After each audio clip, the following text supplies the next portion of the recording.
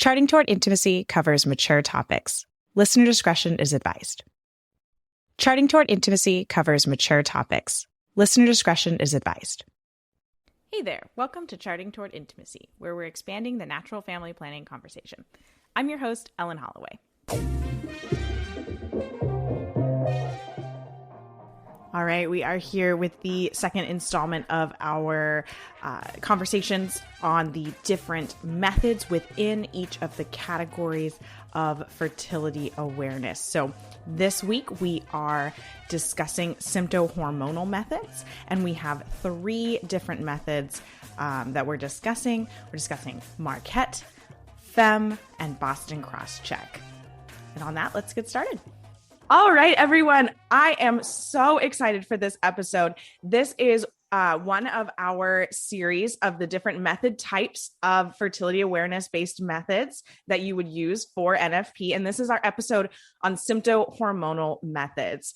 And a sympto-hormonal method is, in a basic sense, a method that uses urinary hormone metabolites and symptoms to open and close the fertile window.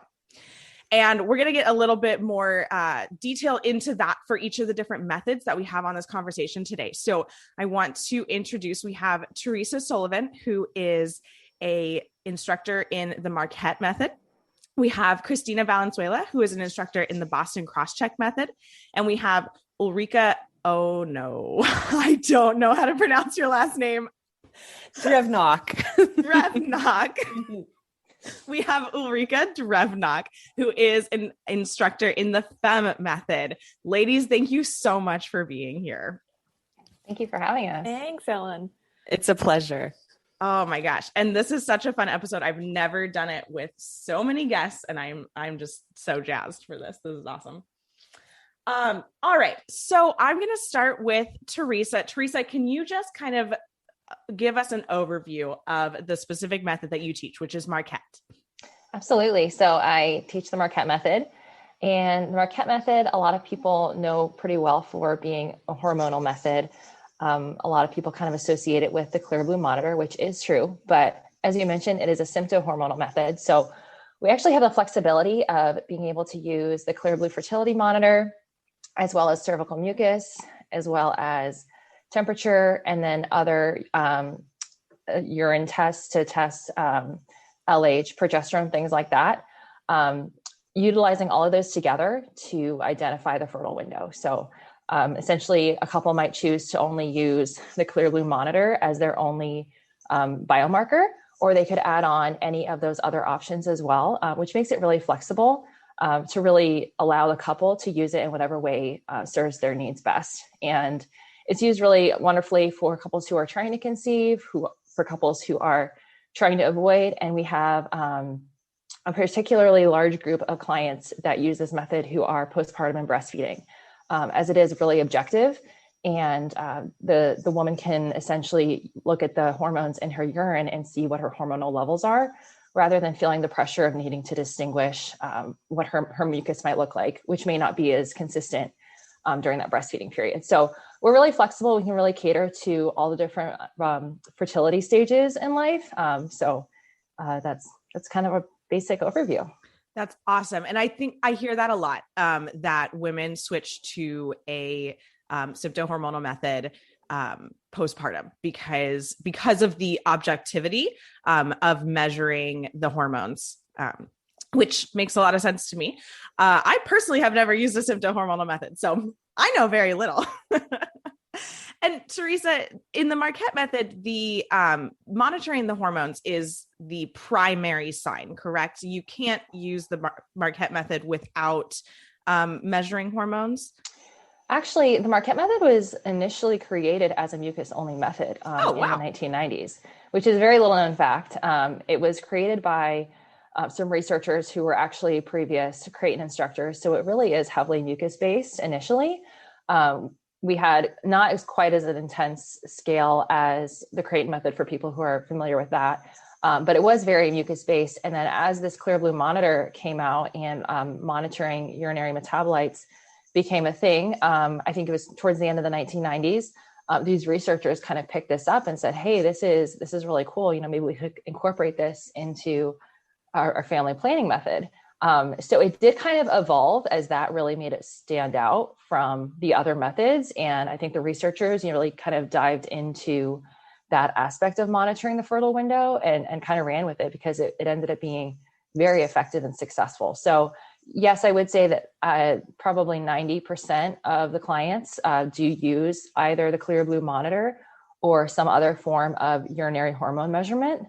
But it's not necessarily, it's not absolutely necessary to do that. They could use our mucus protocols only and add temperature or just use mucus. I will say our efficacy ratings are based on use of the monitor. Sure. Okay. That makes sense. Awesome. Thank you so much, Teresa. Yeah. Ulrika, I'm going to pass the ball over to you. Can you give us an introduction to FEMM?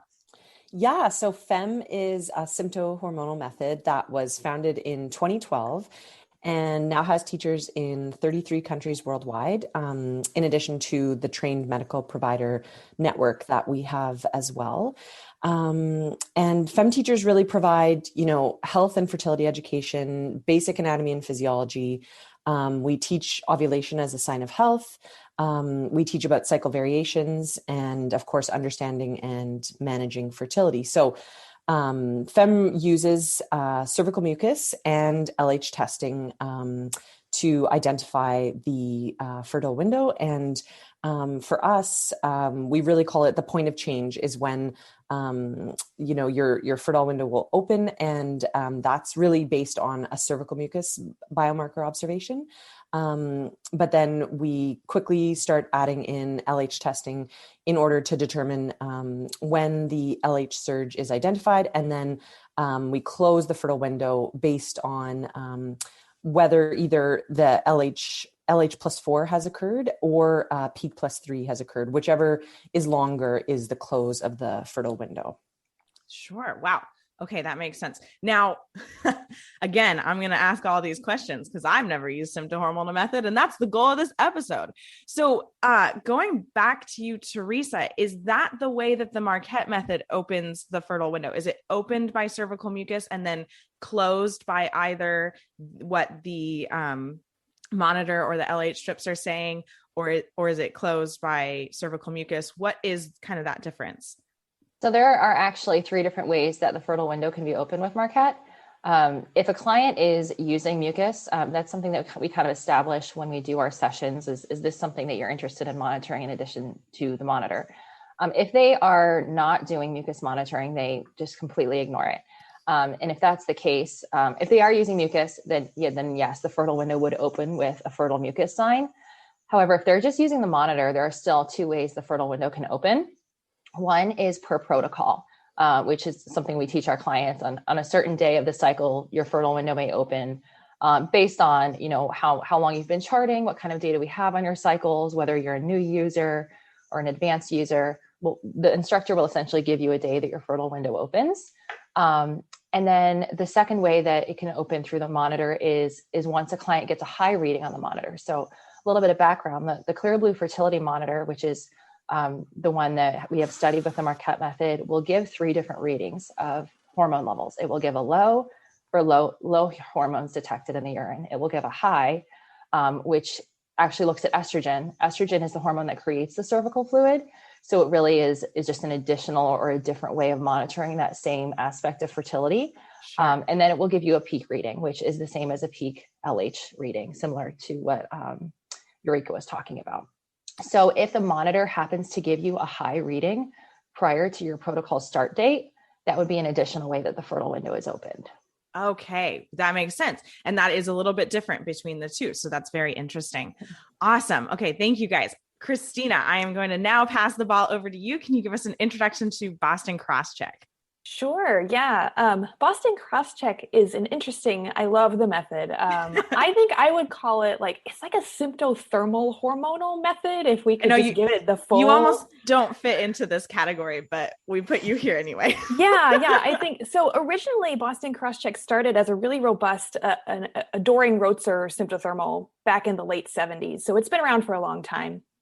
And then with the advent of kind of at-home hormone monitoring and with Marquette's research, we then integrated that approach to what I think was a very robust approach to symptothermal charting in the first place. And so it really has this core identity where fluid and temperatures and monitor are taught to every single client, and they're all weighted equally.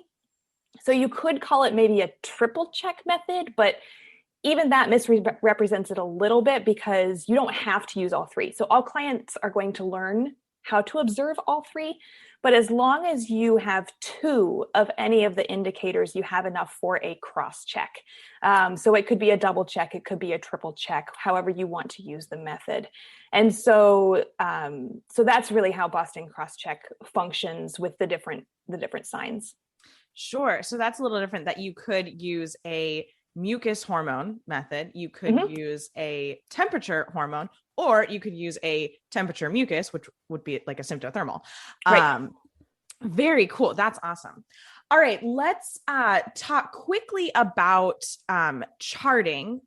What are the options available for charting? So some methods require paper only. Some have a specific app for their method. Some are, it's based on the instructor, what apps the instructor is willing to work with. So we'll just kind of go in that same order. Teresa, what is the kind of charting options for Marquette? So I would say that charting options really are based on a decision between the instructor and the client. We don't really demand anything specifically. Certain instructors might have strong preferences for the way that they like to read their clients' charts. Certain clients might say, hey, this is what I've been doing for 15 years and I'm not about to change it. It's working well for me. And we certainly want to honor that. Myself, what I do is I will give a client if a client is a brand new Marquette user, I will give them the chart. And the way that I do charting is I have a Google spreadsheet that's been specifically developed and catered towards the Marquette method. And I will give them that spreadsheet. And the really cool thing is that they can either utilize that via their drive and do all their charting on their phone or on their computer, or they can print that out and do it on paper. And I'm really happy to meet the clients with wherever they're at. And I would say that all instructors probably share that sentiment because we really, at the end of the day, want the client to be most successful. So if paper charting, having that chart right next to their bedstand or in their bathroom where they do their tests is what's going to help them, be most successful, then that's totally fine. As long as they have a way of sharing their charts with us, either sending it virtually via email, taking a picture of it with their phone, whatever works is totally fine. I also do have some clients that really prefer to use apps. And in some cases, I will be totally fine with that. As an instructor, it is easier for me to look at the chart that I recognize well, especially when looking at patterns over several cycles. However, if I have what I call more of an advanced user who really, is not in the learning stage, who's kind of autonomous with their charting, knows what they're doing, knows how to utilize an app well, I 100% support them using that. And I do have my preferences for apps that I recommend. And so I kind of just say, hey, if you want to use an app, this is my preference, and I'm happy to teach you how to work with it in a way that makes it easy for you and easy for me so that we can work together to really observe what's going on and be able to utilize this in an easy way for both of us. Awesome. Very cool. And Ulrika, what is the charting method or options for FEMM? Yeah, so FEMM, generally we recommend that a new client would paper chart for at least 3 months, just to 3 months / 3 cycles, let's say. So 3 cycles of paper charting, just to get used to, some of the coding and some of the features that go along with the paper chart. But then FEMM does have its own app that's available on the Apple Store or the Android store, and is available for use. It's a free download, actually. It's a really nice looking app.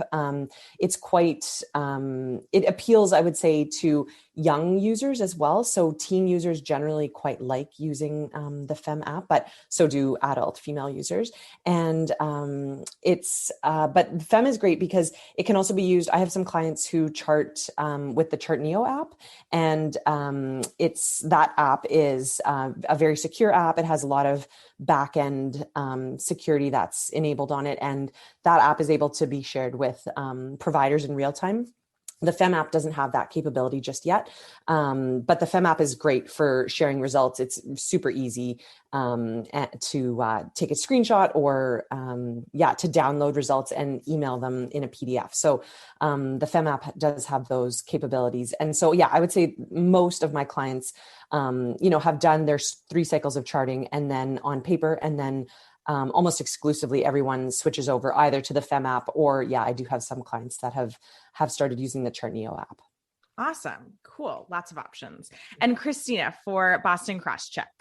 Yeah, Boston Crosscheck, we do have our own special paper charts. If clients are open to using paper charts, we do really like to get them trained on paper because of the manual interpretation aspect. It's just so important to be able to actually get your hands on something and to not have to work around what an app may be trying to tell you about your fertility. But there are people who just really like to work with apps, and we're very flexible and accommodating to that. I would say one thing that we're really excited about is Read Your Body. I'm not sponsored by Read Your Body at all, but Read Your Body has been working very hard with many providers and methods, and they're actually working on trying to put together customized templates for various methods. And so Boston Crosscheck has been working closely with them. And so that is the app that I tend to recommend because it is so customizable. But, if we have clients who want to work on Kindara or OvuView or whatever the other popular apps are, there are just modifications you need to make to those apps in order to do them with Boston Crosscheck. And so we'll have our restrictions about if you're going to do Kindara, okay, but you can't do this, or this, and you have to add these things in.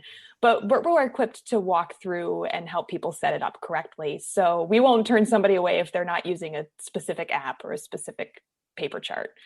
Very true. I think across the board, instructors probably would say, well, I like paper charts.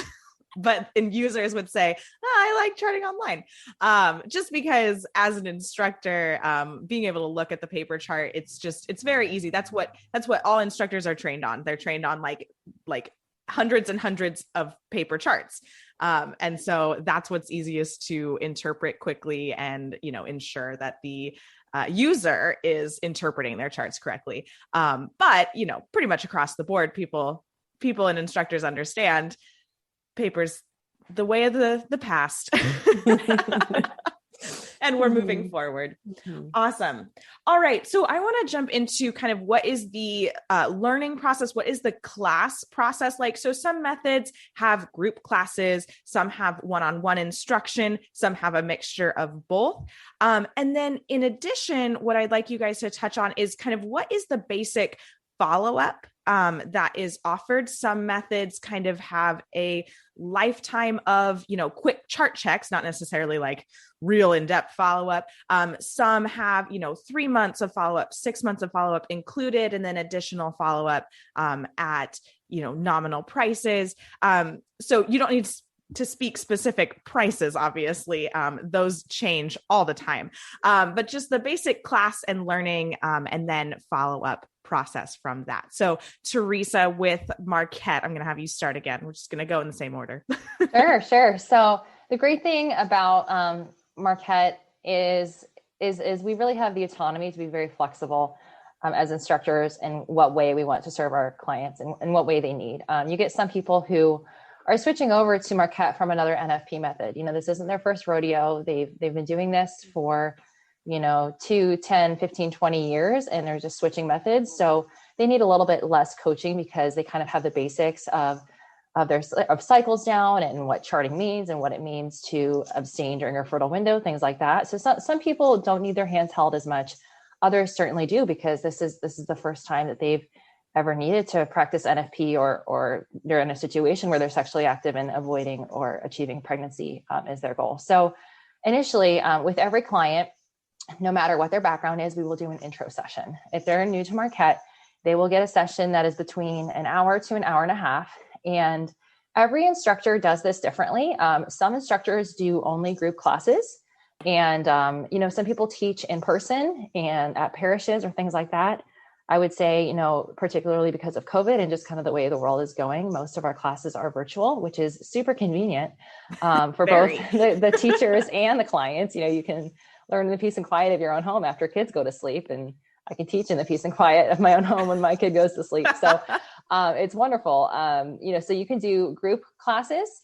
And I will say, I can't speak to the way other instructors do this, because again, we do have the freedom to be very autonomous, but the way that I teach and the group that I work with teaches, which is whole mission. What we do is we'll teach our intro session, whether that is group or individual. And then we will have several follow-up sessions, and those may or may not be formal. So let's just go down the road of an individual session first. Individual session, if they are doing this for marriage prep, we do have specific requirements. So if someone is, if a couple is engaged and their diocese requires that they have a marriage prep certification for practicing NFP and learning the method, we will have that intro session. We'll do a specific follow-up session after one cycle of charting. And then we will do a third follow-up session after 3 or 4 additional sets of charting. And then the way that my group does it is we are available to that client pretty much unlimitedly for a year. And so what that means is they can always send us their charts for questions. We're always available via email. I'm open to my clients if they need like an emergency session or something, like, hey, can you meet this week? Like, I don't know what's going on. Like an email just won't explain it. Depending on my schedule, I'm happy to meet with them. But essentially, the client has access to us for a year with the purchase of their session.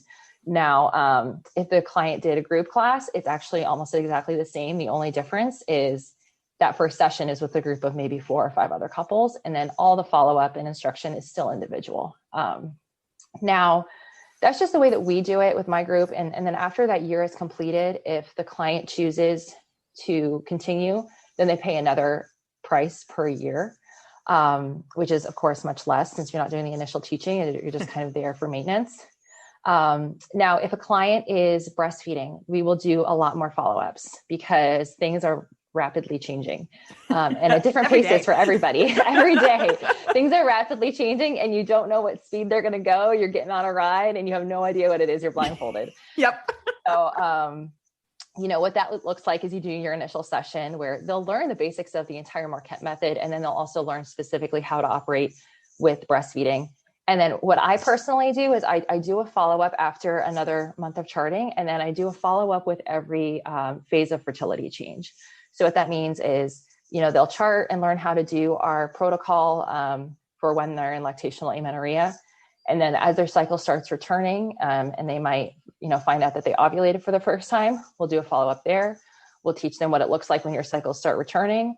We'll do a follow-up when they start stabilizing because we have several phases of our protocol for the return to fertility. And my preference is just keeping it very simple, teaching them what they need to know at the time. Because, you get somebody 6 or 8 weeks postpartum and they're just trying to get dressed in the morning and they don't want to learn what they need to do 6 months down the road. So we talk about what they need to know now. And then, we meet up again in a couple of months as needed, whenever they need those follow-ups. So in terms of pricing, that's the way my group does it. However, I know that several other instructors might have ways of teaching a client an initial class and the cost might be cheaper up front. And then they pay for each follow-up as needed. Because some people, again, might feel very autonomous with it.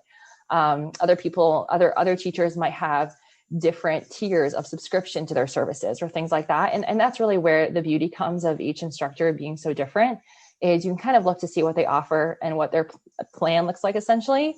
And compare and contrast, like what's going to work best for you and your lifestyle, what your needs are, how much hand-holding you need.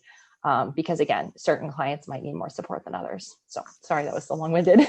Oh, no, that was great. So much good info. So just to kind of sum that up, Marquette basically has like a first class or session. And then there are kind of follow-ups from there to ensure, understanding and those follow-ups are always one-on-one. The class might be group or it could be one-on-one. And then it just kind of goes from there, sort of based on the relationship, yes. And depending on the instructor.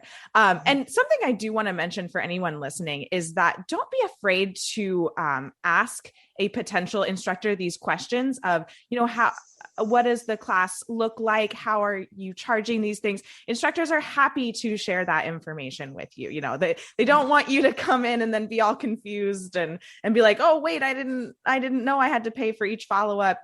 Don't be afraid to ask those questions, and just ensure that you really do understand like what is, the basic layout of the class that you're about to take.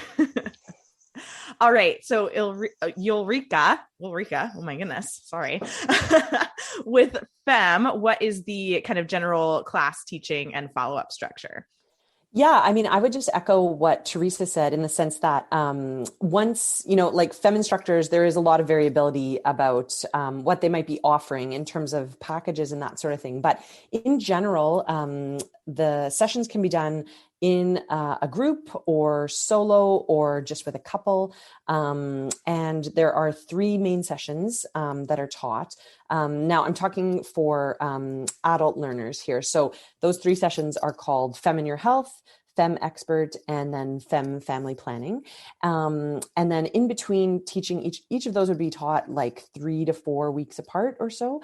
And there would be a chart review in between each one. So that could be done either with a quick call or perhaps with the client submitting their chart and then with some individualized email feedback. And then after that, in general, I like to do a couple of follow-ups after those 3 sessions. That's about 5 hours of material in those 3 sessions. And then, after that, I like to have a couple of follow-ups just to, answer any questions, ensure some understanding. And and then, after we see patterns starting to develop after 3 or 4 cycles, it's nice to be able to chat about that as well, versus when we only have 1 cycle's worth of data. Again, like as we've all learned in these COVID times, it's beautiful that we've all become a little bit more normalized with meeting online. And so FEMM can certainly be taught in person, but primarily, I've only been a FEMM instructor during COVID. So I've only taught online so far. And it works super, super well that way. Yeah. Thank goodness for Zoom. That's how we're recording this episode. So no kidding. I couldn't imagine like a 4-way phone call. I think we'd be like talking all over each other. Yeah. You need some body language feedback, I think. Yeah, exactly. Awesome. Thank you. Christina with Boston Crosscheck, what's the general class session and follow-up?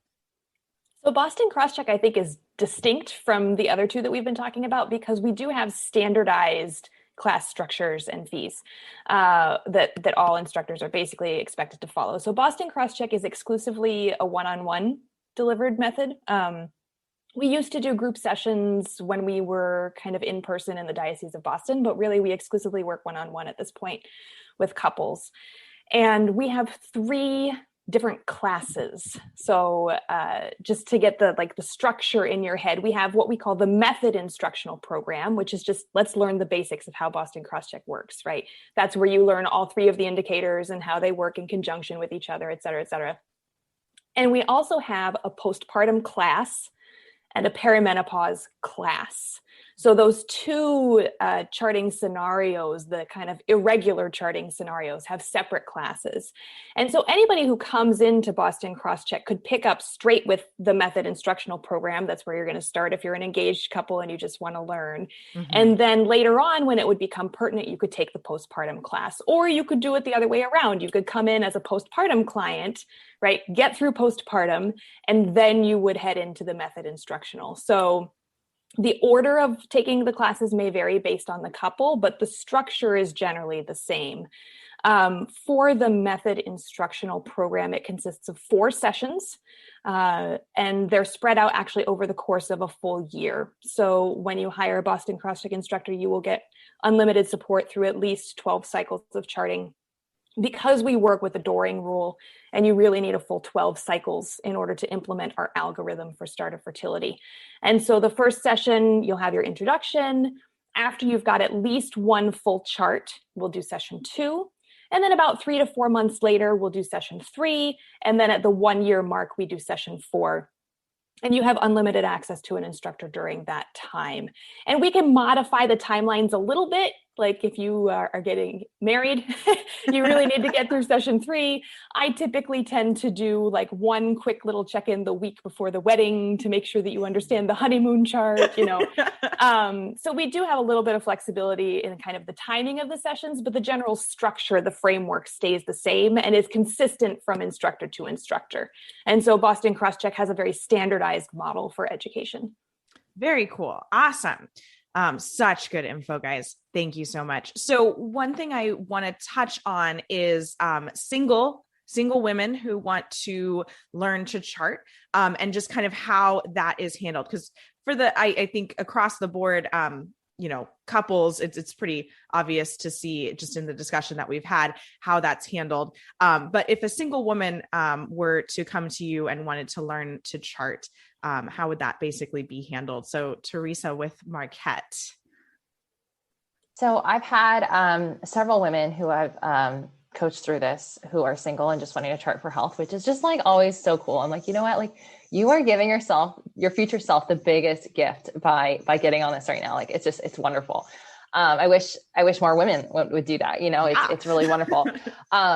So, I would say that they would probably be served best working with an instructor individually because, particularly learning the method based off of what their particular needs are. Oftentimes I do find that the women who decide to do this are those that might be cued into something actually going, being a little bit abnormal in their charting or in their cycles. And that kind of cues them into saying like, hey, maybe I should actually learn this stuff before the time comes for me to utilize this as family planning, which is wonderful, foresight on their part. So I will say that, they're usually best served when doing this individually. And we essentially will go through the same intro session because, a huge part of our education, kind of like Ulrika was saying, is just teaching about human fertility and their cycle and teaching about ovulation. And, in order to understand how to or how not to have a baby, you need to understand what's going on with your body. So I would say that, the majority of our first session focuses on the woman's reproductive system. And so, really, they're going to get the same information that they would if she was part of a couple getting instruction for NFP. We just might not focus quite as much on the rules for how to achieve or avoid a pregnancy if they're not sexually active. So what we really focus on is, these are the features of a healthy cycle. And, if we see these are signs to me that this may not be a healthy cycle, or these are the things that we want to look out for. And so I would say, in our first session, we're going to go over, the same general session. And then our follow-up sessions are going to say like, okay, like, how does this look like? Does this look healthy? Does this look like, we might need to, get a little bit more data? Is this something that I'm suggesting you go see a physician for? Is there something that we might be able to just do some, we can't necessarily, even though we're medical professionals, we don't give medical advice, but there are things that we can suggest. I refer a lot of people to, like Dr. Jolene Brighton and her book Beyond the Pill. I refer a lot of people to other great resources like Lara Bryden and all those who have really great, well-researched data for ways that you can naturally optimize your cycle. And those are things that a lot of single women find that they're really interested in doing right now while they have time. So I will say, I mostly like working on those women one-on-one with those women one-on-one. I have had some women that will show up to my group class, which is definitely geared more towards the family planning aspect, and they're single. And that's cool too, because at the end of the day, I think it's wonderful to really know, what your future holds if your call is marriage and if you're going to be utilizing NFP. So I think that that's really great to just kind of know what that's about, because yes, NFP is something that, you're going to be using when you're married, but like how great it is if you really understand it. And I think that it teaches you so much about your dignity if you really learn that even before you're married and even before you're in a relationship. I think it can be a real gift to yourself, your future spouse. Definitely. Yeah. It's like, as a single woman who's not sexually active, like there wouldn't be necessarily a reason to need to know all the rules of opening and closing the fertile window. But there's nothing wrong with learning that. Right. Exactly. And, I will say that a lot of people, when they get into marriage prep, they depending on what their basic knowledge of NFP is, they might walk into their first session thinking oh, we'll only need to abstain for 6 days of the cycle. And that's the expectation. And we all know, unfortunately, that's not the reality. And it does tend to be longer than that. If a couple is trying to, it would be, if a couple is trying to avoid a pregnancy, it's going to be, you know, potentially twice that long, if not more, depending on your scenario. And so I think having that realistic expectation, giving that expectation to your fiance, you know, can really help with people as they walk through this, so that they're not too scared when they get told that. So very true. Very true. Awesome. Thank you, Teresa. Ulrika with FEMM.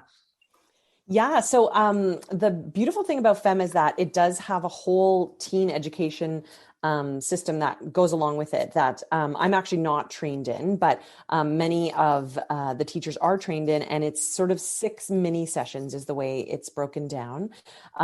So for young charters, young single charters, that's an amazing resource to have. And and those FEMM teachers that do teach teen FEMM can be found on femmhealth.org, the main website for FEMM.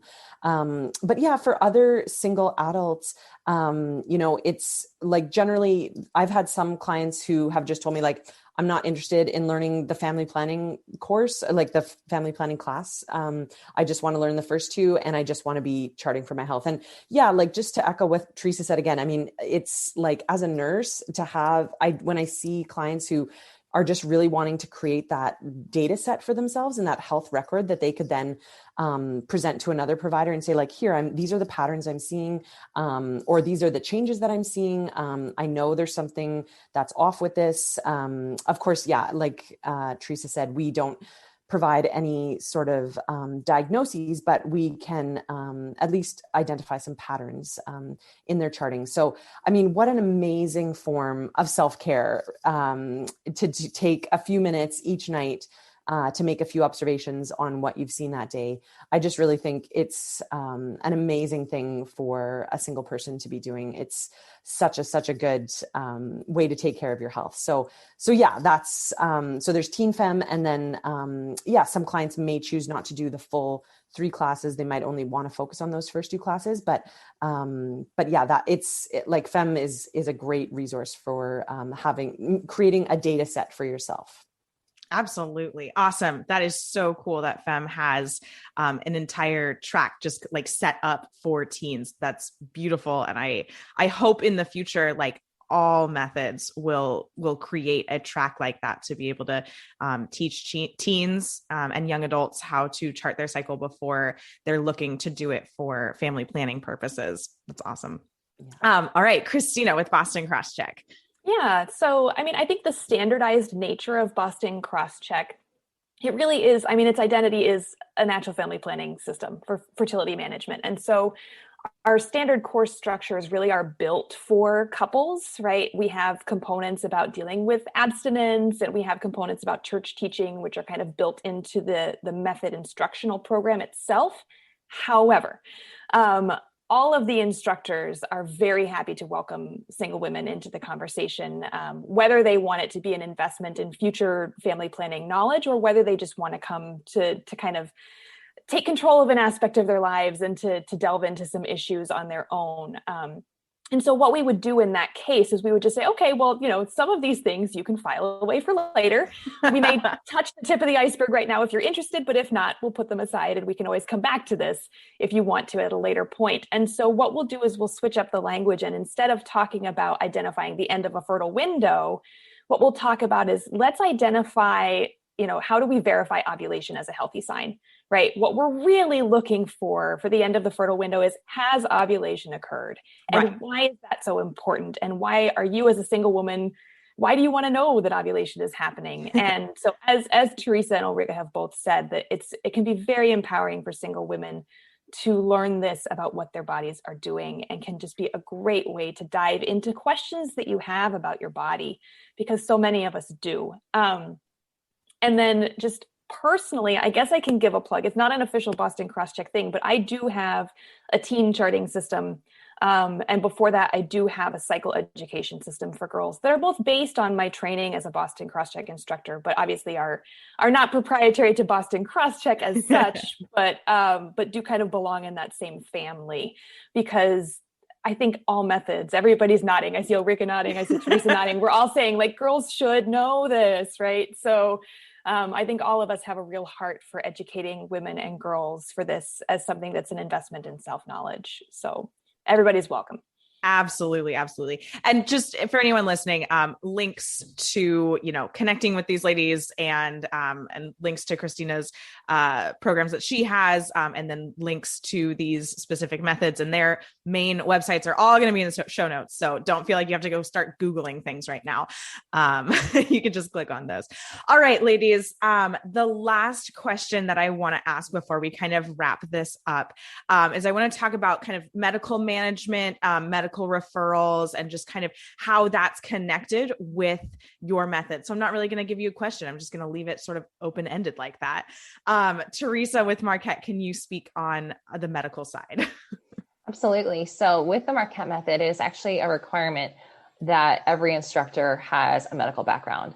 I would say many of us are registered nurses, and then we have several or numerous physicians as well.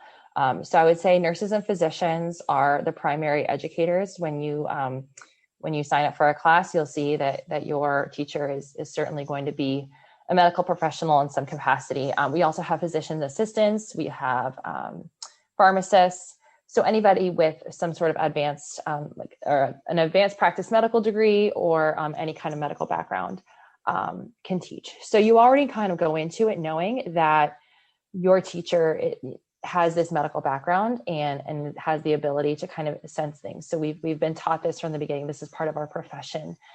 So that kind of sets us up for even learning to be an instructor on a different playing field, I feel. So that's really great. And then we also have, in terms of referring people onward, what I might do is if I have a client who I sense might have a higher medical need or issues going on that I'm no longer fit to serve, what I will do is often refer them to either a nephro physician or a FEMM physician. And anybody who really practices restorative reproductive medicine should be qualified to look at those charts. Now, you sometimes will get particular doctors who do prefer certain methods of charting over the others. So if somebody has Marquette charts, they want to make sure that whatever physician or provider they go see is going to be open to looking at their Marquette charts and not be limited to looking at charts of a specific method. So I will say that's one thing. Another thing is that I might also even hand off a client to another instructor who might be a physician, or I might just kind of ask that physician, like, hey, like, this is my client's charts. This is kind of what I see and what I'm sensing from the training that I've been given. Is there anything additional that you might provide instruction wise? Additionally, as instructors, we are required to take 3 different courses. First is the core course. The second is the teacher training. And everybody who is a Marquette instructor certainly has completed both. Now, there's an optional 3rd course for Marquette instructors called medical management. And what that is it is an entire separate course for specific instruction on dealing with anything extra, essentially, besides the family planning aspect. So, dealing with any issues that might be causing hormonal disturbances, subfertility, hypothalamic amenorrhea, PCOS, endometriosis, identifying specifics to all of these conditions within the chart. Now, this is an optional course, so not all instructors have taken it. I'm in the process of auditing it myself. In order to complete it for certification, you actually have to be an advanced practice provider. So what that means is for somebody to complete this course, you have to either be a nurse practitioner or a physician. I'm not sure if PAs are qualified to complete that course or not. But essentially I'm auditing the course now, but as I'm in nurse practitioner school right now, I will still get my certification for that whenever I complete school. So I'm kind of doing them both at the same time. And again, we're not attached to a specific medical model, but we do refer people to restorative reproductive physicians when we see indication for that in their charts. Awesome. Okay. That is such good info. It's like, all I knew was like, well, they're medical professionals. That's about it. Thank you so much, Teresa. Ulrika, can you speak to FEMM's medical side? Yeah, so we have a protocol within FEMM that if we see 2 abnormal cycles in a row or 3 within the course of a year, we highly recommend that the client move forward and be referred to medical management because, just for those indicators, we think it's important that they be seen by a provider. But yeah, like Teresa said, and I'm sure Christina will agree as well, depending on what's available locally or via telemedicine, really any physician that practices from a restorative reproductive perspective will be able to offer advice. But yes, there is a specific FEMM medical management training that is offered, and many physicians around the world have taken it. Locally, there are none for me to refer to. So I refer to a physician who is both NAPRO trained and has also been trained in the ChartNeo medical management system. So yeah, that's why I have a couple of clients who end up charting with the ChartNeo app, just because it has that capability of being able to be shared to multiple providers at once in real time. So that's a really nice feature because I can see what's happening in the chart. The physician can see what's happening in the chart, and it's just really useful in that way. But yeah, so that's what FEMM does for medical management. Right. And there's like a system, FEMM Health, I believe is what it's called, or what did you call it? That of like these doctors who are trained specifically or physicians in like FEMM. Yes. So yeah, there is a FEMM medical management course. It's we are paired with something called the Reproductive Health Research Institute, which was founded by Dr. Pilar Vigil. And so she is really at the core of all of the medical protocols that FEMM has developed for its medical management training for physicians and nurse practitioners. Awesome. Very cool. Thank you. All right, Christina with Boston Crosscheck. Yeah, so Boston Crosscheck does not directly have any medical management right now. And all of our instructors, we don't have to have a healthcare background. We go through extensive training, doing natural family planning work, during which we are trained to identify things on charts which may lead to necessary referrals, right? So what we do is we're very upfront with clients and we say, look, we're not healthcare instructors. We cannot provide diagnoses. We cannot prescribe you anything. However, we are able to coach you through your charts. And so if we identify certain things on charts, deficient luteal phases or really delayed temperature shifts or anything, what we will do is we'll have a couple options. One would be to sit down with the couple and to say, these are the things that we think we're seeing on the chart. At that point, we could refer them to an instructor in a method that does have direct medical management. So we could refer them to say, I think maybe you might want to consider switching methods and picking up charting with Creighton or, a FEMM or even Marquette with a medical management person. Or what we can do is we can kind of coach them through, here are some questions that you could ask your doctor. Do you have a good relationship with your doctor right now? We have some local people because Boston has been hyper local, like Boston Crosscheck has been hyper local for so long. We do have our local network of people that we can say, this is somebody we trust you can take your chart to. Clients around the country and around the world will have different options. But we can kind of say, here are some questions you could ask your physician. Here are some things that you could ask them to do testing on for you and just kind of inquire to see if they'd be able to help you out with this.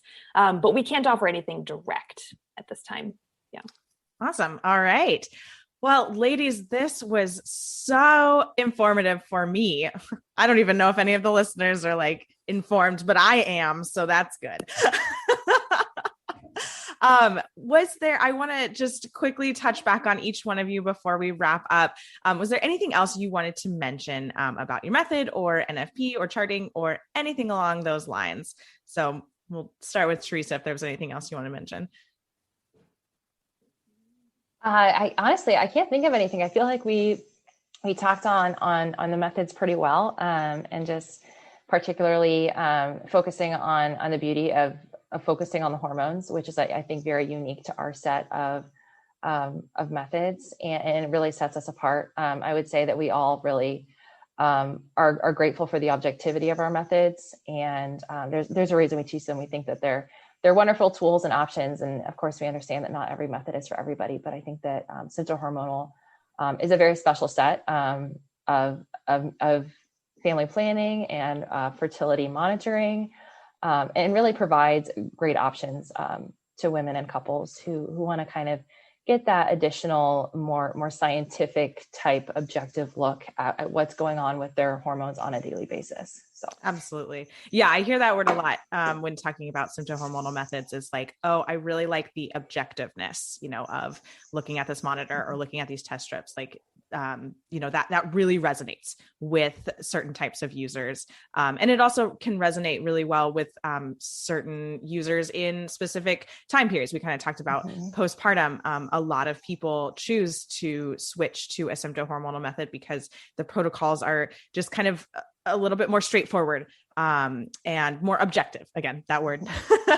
Yeah. And one thing I will say, and I know you've probably touched on this in some of your other podcasts, but the great thing about like NFP in general and also sympto-hormonal methods is you are not limited to a specific method for your whole life. Yes. And sympto-hormonal can be a really awesome method that people might choose to just use in one season of life. Some people might say like, hey, you know what, like symptothermal or, a mucus method might work really great for me in every other reproductive stage. But for this particular stage, I might want to do a sympto-hormonal method, or, as my years are progressing and my cycles are becoming less predictable, I think that, maybe I want to add some more objectivity because my normal signs aren't there. And that's the great thing about NFP is, you can utilize any of these methods at any time of your reproductive lifestyle, and you're not limited to them for any defined period of time. Yeah, absolutely. Awesome. Ulrika, was there anything else you wanted to mention before we close out? I mean, I think it's just incredible. Like the range of choices that we have available to us is really just goes to the fact that fertility awareness really promotes women making informed choices about their healthcare and about their bodies, and how much it increases body literacy to learn something like this. And I just think it's such a gift that we have this available to us, and that all this research and scientific work has been done to standardize these methods and to provide us with these amazing tools that we can use to learn more about our bodies and to help us in our relationships. It's a real gift. So I'm so glad to be a FEMM instructor and fertility awareness instructor, and I love this area so much. Awesome. Fantastic. And Christina with Boston Crosscheck, anything else? Yeah, I think I'll just say, I think one of the things that scares people away from a sympto-hormonal method, specifically maybe the monitor methods, is the cost, right? I don't want to invest in a monitor, or if I need a temp drop or whatever, the ongoing test sticks. And so I think we're very sensitive to that. Like, yes, these methods can sometimes be more costly than some other methods, but instructors are very generous in general. Like, if there's financial considerations, we can offer like sliding fee scales. There are creative ways to save money on test sticks, to save money on your monitor purchases.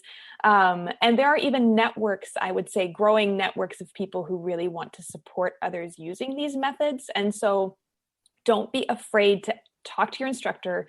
Don't be afraid to ask people what they've done for cost-saving measures, because these things do exist and it can make the method a lot more affordable. So I would say, if you're really interested, if you would love the idea of a sympto-hormonal method, specifically with the monitor, don't let the cost alone scare you. There are creative things that you can do and people who are willing to support you in making that decision. So that's what I would say in closing. Absolutely. Oh, that's such a good point. Thank you so much for speaking on that. Cause yeah, I do hear that of like, well, that's the expensive method, Marquette's the expensive method. FEMM's the expensive method, but yes, there are like, just talk to people, open up about this. People are happy to share. They want to help. And yeah, I like the word creative. There are creative ways to save money on methods like this. Well, ladies, thank you so much. This has been such a fruitful conversation. I am so excited to share this with the Charting Toward Intimacy listeners. Thank you. Thank you. Thank you. Thank you, Ellen. Thank you, Ellen. It was a pleasure. Thanks so much for listening. As I mentioned at the beginning of this episode, this is one episode in a series of episodes discussing the different method type categories of fertility awareness methods. And so this week we discussed sympto-hormonal methods. Last week we discussed mucus-only methods. Next week, we're going to discuss symptothermal methods. And the week after that, we're going to have an episode about discerning what is the right method for you. So if you're listening real time with us as these are being released, don't miss out on next week and the following week's episodes. If you're listening after these have already been released, be sure to check out the rest of the episodes in this series, because this series is put together for you to be able to get as much information as you can to be able to make the best decision on what fertility awareness based method you should select to use with natural family planning. Until next time.